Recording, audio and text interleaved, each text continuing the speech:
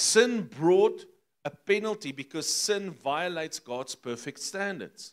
Not because God is angry or mad, because God is judicially just. The bottom line is that sin hurts everyone involved. And because God is just, He cannot, like I said on Friday, swipe the sin under the rug.